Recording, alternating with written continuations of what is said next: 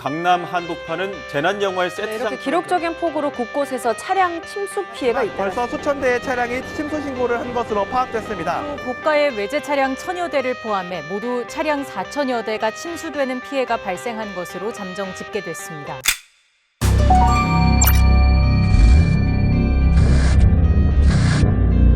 혹시 침수차 구분하는 방법 알 수 있나요? 이 침수차도요, 이게 구분하는 단계가 또 세 단계가 있습니다. 세 단계요? 네, 세 단계가 있어요.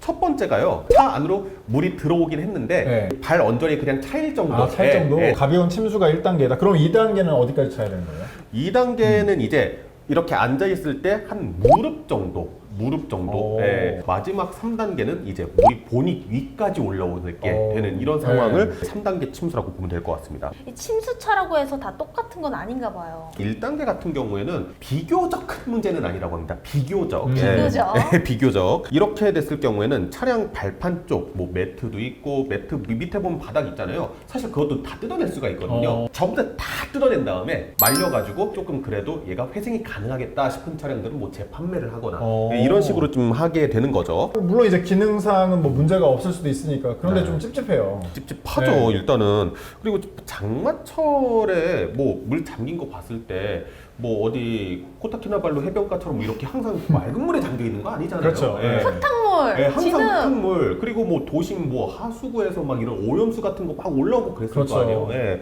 그러니까 한마디로 차가 부식이 될 수밖에 없는 그런 상황인 거예요. 그러니까 앞만 잘 말린다 해도, 만약에 부식의 위험이 조금 덜한다 하더라도 분명히 이렇게 차 안에, 우리 장마철에 조금만 스페르 차 안에서 꿉꿉한 냄새 나잖아요. 그렇죠. 곰팡이 냄새. 네. 나고. 근데 이게 한번 물에 싹 젖었던 차인데 이게 곰팡이 피거나 이럴 가능성이 더 높다, 이런 거죠. 2단계는요?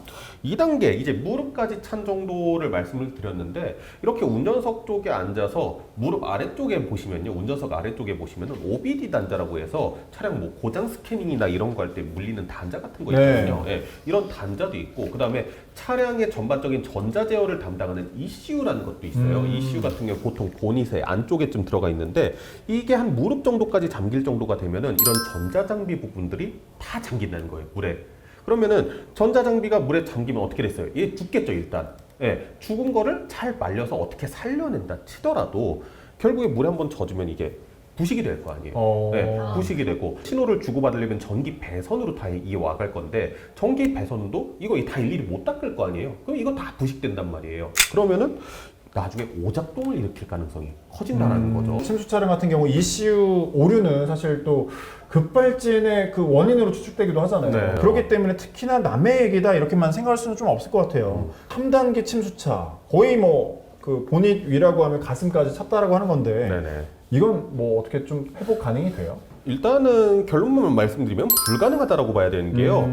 자동차라는 게 이제 연료와 공기가 같이 만나서 네. 이걸 폭발시키는 거잖아요. 이 공기를 어디서 빨아들이냐면은 자동차 보닛을 열어보면 위에 흡기구라고 있어요. 여기서 바람을 빨아들이는 건데, 물이 일단 보닛 위로 차게 되면 그 안으로 물이 들어가겠죠. 그럼 엔진 실린더 안에 그 흙탕물이 다 들어간다는 거예요. 네. 이쯤 되면은 사실상 엔진 사망이죠. 자연재해로 침수가 된다라고 하면 이게 보험사 접수하고 차량을 좀 뭐 잔손 처리 같은 거 하지 않나요? 근데 버젓이 유통되고 있다는 건 좀 충격이기도 해요. 이 차가 만약에 자차가 보험이 들어져 있다 그러면요, 내 과실이 아닌 경우, 진짜 자연재해일 경우에는 이게 다 보상이 되고 네. 보험사에서 차량 가져갑니다. 예를 들어서요, 뭐 호우경보가 발령이 됐는데 그냥 강가에다가 차를 방치를 해뒀다거나, 아니면 비가 막 억수같이 쏟아지는데 썬루프 창문 다 열어놓고 갔다거나, 이래서 침수될 경우에는 이제 운전자 과실이죠. 그럴 경우에는. 근데 그런 경우만 아니라고 하면은 전손 처리하게 되면은 이제 보험사에서 배상해주고, 수리가 어느 정도 필요한지에 따라서 아예 폐차 처리하거나 아니면 수리를 하거나 그렇게 되는 거죠. 근데 이렇게 되는 거는 결국에 보험에 든 차량 얘기고요. 자차 보험에 든 차량 얘기고, 만약에 자차 보험이 안 들어져 있거나 아니면 아예 보험 이력이 없는 차량들, 이런 차량들 같은 경우에는 이거 잡아낼 수가 없다는 거죠. 저렴하니까 막 살려고 하는 사람들 많잖아요. 그쵸, 침수차를 그쵸. 근데 피하고 싶을 거예요. 피하는 꿀팁 같은 게 있나요?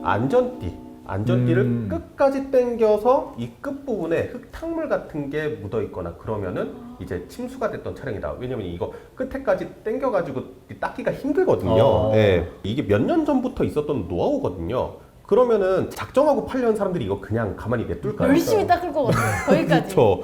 오히려 반대로 이 안전벨트라든가 뭐 등화장치 아니면 바닥 매트 이런 것들이 차는 중고대 다 새 거야. 얘네들은. 아, 그럼 그거를 다 교체하는 거예요?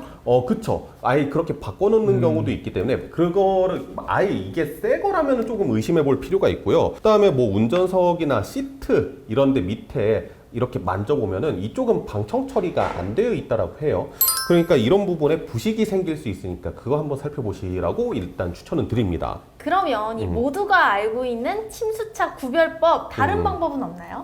트렁크 이렇게 딱 열면은 판 밑에 보면 수납 공간 또 있잖아요. 네. 옛날에 스페어 타일 있던데 거기가 또 이제 물이 차면은 그 물 빼기가 되게 어렵다고 해요. 그래서 거기에 뭐 물이 찼던 흔적이나 그런 것들이 없는지 살펴봐라 이런 것도 있고 어쨌든 물이 끝까지 다 찬 경우면은 사실상 팩 차야 된다고 보니까 한 반쯤 잠긴 차이들이 있을 수도 있잖아요. 그러니까 상단하고 하부의 볼트의 부식도 이런 거를 한번 차이를 살펴봐라 이런 것도 있었고 그 다음에 에어컨을 송풍으로 놔두고 틀어봤을 때 물비린내가 심하게 나는 차량들은 좀 의심해봐라 이런 것도 있습니다. 그건 진짜 꿀팁인데요? 네. 근데 이런 것들이 결국에 인터넷에서 계속 돌고 돌다 보면은 이게 계속 이제 작정하고 팔리는 사람들은 계속 바꿔요 이거를. 예. 피해갈 방법을 만듭니다. 사실 뭐 작정하고 팔겠다라고 하면 그런 뭐 약점 같은 걸 다 안다라고 하면 약점 하나하나씩 보완하면 그것도 또 이제 베테랑이 팔아버리면 네, 막을 방법은 사실 없을 것 같은데 샀는데 이렇게 뭐 침수차 썩차 사면 굉장히 억울할 것 같아요. 그래서 네네. 이거 뭐 막을 수 있는 방법은 없을까? 제일 좋은 방법은요. 시세보다 왜 좀 낫지 싶은 중고차는 한 번 더 의심해 보시라. 이유 없이 싼 차는 없습니다. 그런데 싼 게 비지떡인 건 알겠는데 네. 비싼 게 비지떡이면 어떡하죠?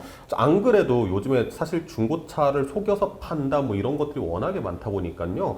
국내에도 그런 서비스가 있더라고요. 이제 중고차를 사러 갈 때 전문가분한테 좀 같이 봐주세요 하는 그런 서비스가 있더라고요. 참 중고차의 꿀팁은 따로 뭐 정리를 해놓고 나중에 이제 뭐 중고차를 사러 간다든지 하면 그거 이제 리스트대로 한번 체크해보면서 해야 될 것 같아요. 자, 저희가 오늘, 네. 알려드렸던 이 방법들을 꾸준하게 한번 체크를 해보시면 좋을 것 같습니다. 저희 앞으로도 이슈 많이 사랑해주세요. 그럼 다음에도 기대야 슈슈슈.